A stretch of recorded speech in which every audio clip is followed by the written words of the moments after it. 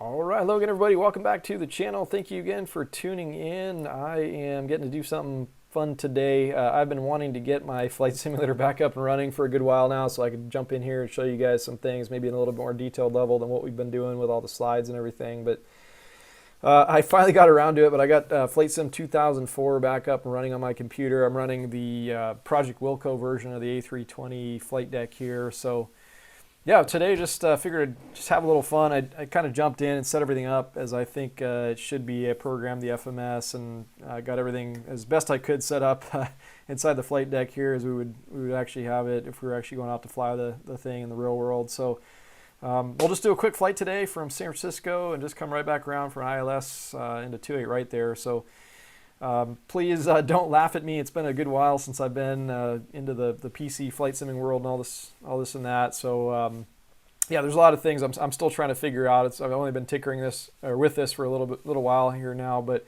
the other thing too is I've got to commend like Wilco on their development of this panel here, because a lot of this stuff they really nailed, and it is very accurate and it works exactly the same way that it does in the airplane. But there's a few things here and there I've discovered that I'll be expecting them to do something in a little bit different manner, and maybe it does something a little bit funny.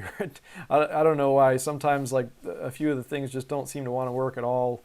Like for example, out here in the takeoff memo here, we have the takeoff config test, and when you go up to the press this button here, as we would in the real world, it just doesn't give us a good test. I'm not really sure why. But anyways, so we'll just go ahead and get started. So I'll go ahead and take the parking brake off, and I'll just kind of talk you through pretty much everything as I can. It's all going to happen pretty fast here. But so here we are ready for takeoff. So we'll bring the thrust levers up into the climb, or the Flex MCT detent. If we're planning to do a reduced or a flex thrust takeoff here. So we're jamming down the runway, and in the real world, we're actually going to hold a little bit of forward stick pressure up until we get to about 100 knots, where we'll start to ease out the forward pressure there. And the other funny thing I'll tell you is I haven't had a chance to plug my joystick in yet, so I'm just doing everything with the buttons on the keyboard here. So like I said, don't laugh too hard at me. But here we come up to, there's V1, and we pass VR here, so we'll pull back on the stick.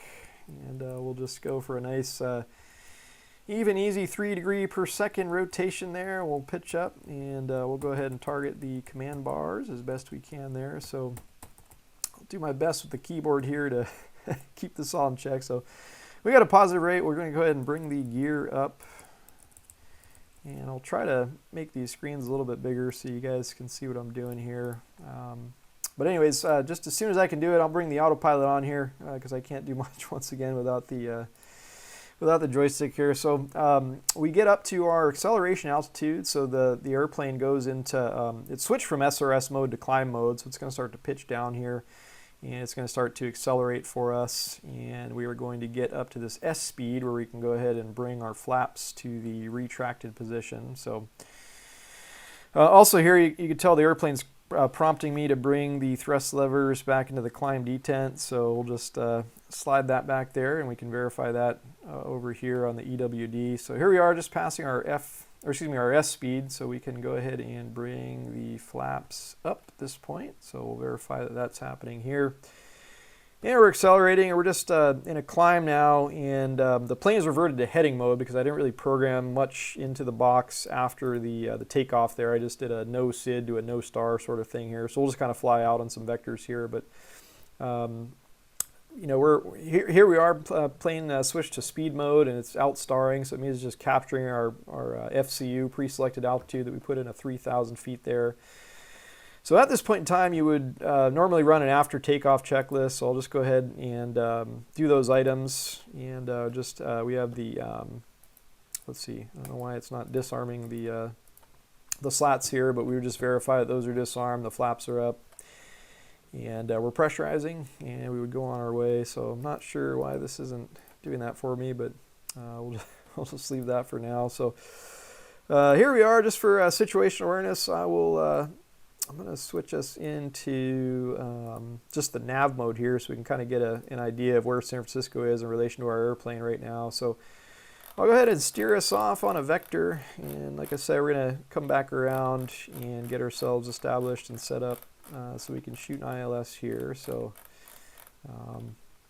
we'll go ahead and fly out, get a couple miles there and get ourselves set up. So because we're in the airport vicinity, we could go ahead and go into manage speed mode. I'm just going to bring us back, and we'll fly at 220 knots for now. That's more than enough for just staying, kind of in a traffic pattern sort of situation. So while that's doing that, I will go ahead and get a few other things set up here. It's giving us a memo also that the looks like the strobe light is off. So I guess I forgot to turn that to the on position. So we'll just do that to make the ECAM happy there. I'll give these spoilers one more try. I'm not sure why those aren't disarming for me, but anyways, like I said, we'll forget about that. So on the box, there's a couple things that we're going to want to do. On the performance section, we're going to go ahead and activate approach phase.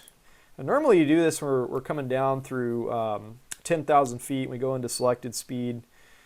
We'll go ahead and get that set up for ourselves here, but this is just being a quick short little local flight just for demo purposes. It's not completely accurate there.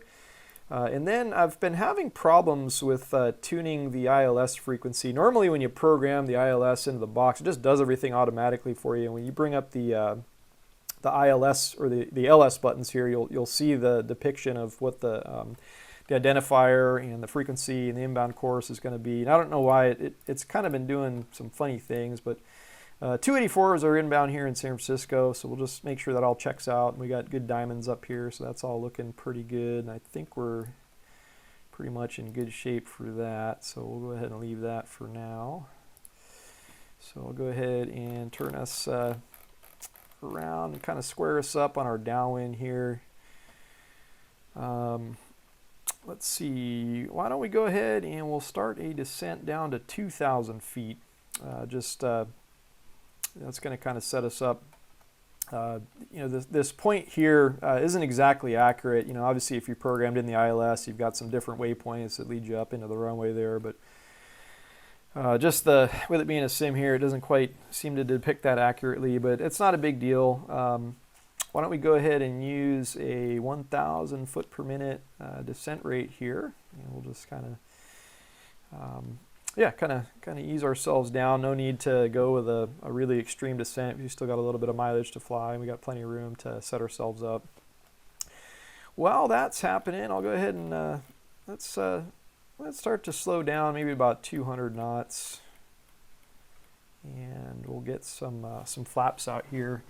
So one thing to pay attention to here, we kind of mentioned this in one of the other videos where we talked about speeds, but you have this little tick mark here that shows you where the VFE speed is going to be if you were to bring the first notch of flaps in. So right now, we usually, like our SOP says that we want to be, at this notch minus 10 knots. So I'm just going to wait with our 1,000 foot per minute descent rate. Even with the engines being back at idle, it wasn't enough to decay that speed. So just kind of like an airmanship thing, and certainly something we're always watching. But now that we're leveling off here, we should start to see the speed kind of bleed off here a little bit. So as that's doing that, we can go ahead and bring in the first notch of flaps here. So we'll go to flaps 1. And I'm going to continue decelerating to 180 knots. We'll try to keep this all nice and smooth here. And while I'm doing that, we'll go ahead and we'll spin the heading bug around here. We'll kind of set up for a base leg in our traffic pattern. So the speed's still decaying. I'm gonna use the second notch of flaps when we get, once again, at the tick mark here, minus 10 knots. So we'll set that up. All right, that looks good right about there. So we'll go ahead and bring in flaps 2. And this is pretty typical. These are the 180 knot speed in the flaps 2 situation seems to be like a real common thing that we'll see, pretty much, anytime we're operating in and out of any traffic pattern anywhere, you kind of get used to these speeds that seem to be used more commonly, I guess, than others. It just, I don't know, one little thing I can tell you about, as you learn to fly the airplane, you get, better and better at it. So We're still a little bit of ways out here. Maybe it looks like some of that terrain out there, I might have gotten us a little bit lower than maybe we should be at this point in time. But you can see down here, we're still 19.7 nautical miles from the runway there, essentially, or where the localizer is giving us this DME distance. But we're in good shape here. We're going to be all set up to capture the glide slope from below. And we'll go ahead and, yeah, we'll set up for a regular ILS here. And we're going to do an auto land for this one because, like I said, not having a joystick, it makes it pretty hard to land this thing. So we will, yeah, we're just kind of trekking in towards the localizer there. And I've noticed that, and this is kind of a real world thing here, the sim doesn't seem to do too well with much more of a 30-degree intercept. And that's a pretty real world thing. I think there's actually there's some mandates for the controllers that they're not supposed to vector you onto an ILS with anything, I think, more than a 30-degree intercept angle. So we'll try to set that up as best as possible. But in playing around with the sim here a little bit, I've definitely seen times where I've tried to give it too extreme of an intercept angle, and the thing just kind of blows right through it, and it gets really ugly, and it never really lands properly. So we definitely want to make sure that yeah, we can hopefully get ourselves set up. But this is right now looking pretty good. So we got just a little bit of time to kill here as we're heading towards the localizer. You know, one of the things I wanted to do for you guys is I wanted to make a whole nother series of videos that kind of steps through all the different flows and kind of breaks up, you know, any given flight operation into all the separate work chunks that, you know, we're going to do. So as an example, you know, right now we would have already done, you know, an approach checklist, and, you know, there's all sorts of various things that are certainly quite scripted. That just happen, you know, during the course of any given flight as we're out there, you know, in our day-to-day, and it all happens the same way pretty much every time. Of course, as you know, it's all regimented and it's all spelled out nice and easy for us there. So let's see, I probably could have kept the speed up for a little while longer here, but we're just taking it nice and easy, and we are getting closer to intercepting here. So right now, let's go ahead and range down a little bit. I'll give it just a little bit more of an intercept here. That should work out pretty good for us. Well, maybe that was too much. Let's back it off a little bit. Let's go to 230 heading for now. One thing also to tell you guys, when we are getting, you know, vectored for our approach like this, and as we get close and as we actually get clearance for the approach, let's say that at this point in time, you know, the controller had us on vectors and he's actually given us the approach clearance. The thing that we would do in this situation is we actually arm approach mode and we bring the second autopilot on. Now, you know, at my air carrier, it's just standard procedure that you always arm the second autopilot. But really, you know, the plane could fly, you know, a Cat 1 ILS just fine with only one of the autopilots engaged. But we always arm up both of them. It's just a redundancy thing. But this is more important, let's say, for the case that you're going to do a Cat 3 or an auto land. So that just kind of set up right now is all I'm trying to say. That's basically what we're going to do here. Is we are going to do an auto land, so we're more or less set up for that at this point in time. And now we're getting close. Looks like we can kind of see the localizer. Well, actually, no, it doesn't look like it's quite alive yet. But any second here, we'll start to see it swing. And like I said, I'm going to try to give it a little bit more shallow of an intercept angle. So let's see. I know about 250 would be roughly 30 degrees of intercept. Let's see if we can kind of get close to that as we get a little bit here. It looks like we should have more than enough spacing to do that intercept. And we should be in good shape here. So now I've got us on the final vector for us to intercept the localizer. So we would look up and we would verify that, you know, loc is blue, so that means it's armed. The airplane's going to capture it when it senses it. Same thing with the glide slope. So we'll kind of watch those things happen and make the screen a little bit bigger here for you guys. So there, the localizer comes alive. Let's see if it grabs it. Yep, we got loc star, so that means it's intercepting. And yeah, geez, it looks like it's blowing through it a little bit more here today. Let's see if it's going to be able to let's see, re-intercept in time for us. Looks like we still got about 9 miles to go, so hopefully it will it'll do that for us. I'm not sure why it blew through that. That's 180 knots is a very typical speed. There's glide slope star as well, so it's captured the glide slope. Now we're starting our descent. And normally we would be in arc mode here. At about 5 miles, we're going to push the airspeed, so that puts us back into managed mode, and it also goes ahead and targets the the VAP, or the final approach speed here. So at this point in time, we'll go ahead and drop the landing gear. So that should, let's see, is that happening for us here? Is it doing what I want it to do? Let's see, it looks like, gosh, I gotta change the view here, sorry guys. Yeah, okay, it looks like our gear's down. We got our 3 green indication there. Let's bring our speeds back up here. Now we're continuing to decelerate, so we can bring the next notch of flaps in. So we'll flaps 3. And let's see, we want to try to be stabilized at 1,000 feet.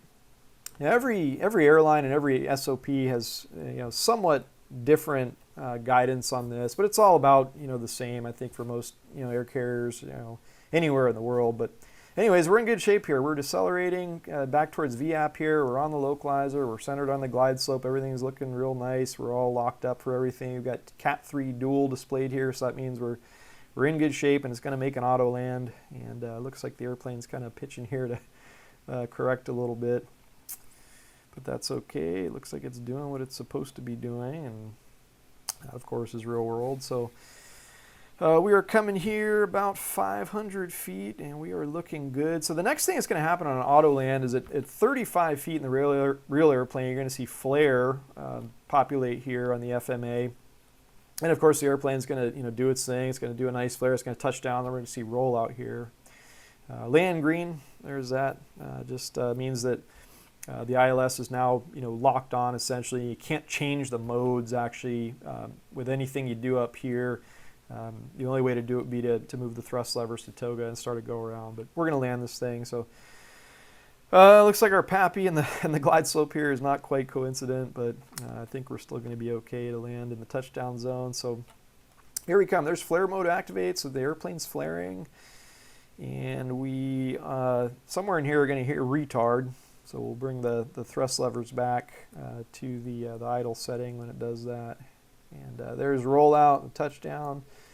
And we go to max reverse here, and the airplane decelerates. And we had the auto, or if we had the auto brake on, I actually think I forgot to forgot to arm it. We should have armed it, but I didn't. But we'll just go ahead and apply the brakes here and bring the airplane to a full stop. 70 knots is when we need to be out of full reverse. So I'm a little bit tardy on that, but I'm just doing the best with my keyboard here. So we'll just go ahead and bring the airplane to a complete stop on the runway here. And I'll go ahead and set the parking brake, and that concludes pretty much everything that I wanted to show you guys today. Pretty quick, pretty simple. Stay tuned, guys. Like I said, I'm going to try to make some more videos that are a lot more relevant to actually do some real learning here for everybody. So also, if you have comments or suggestions or anything like that, please leave them in the comment section down below there. I'd love to have some ideas for some different things you'd like to see discussed or like to hear talked about. And hopefully we can make this channel a little bit more meaningful and fun and a little more engaging for you guys to watch. So thank you for all of you that have already done so, but like, comment, subscribe, and we'll go ahead and talk to you guys soon. Have a great day. Bye-bye.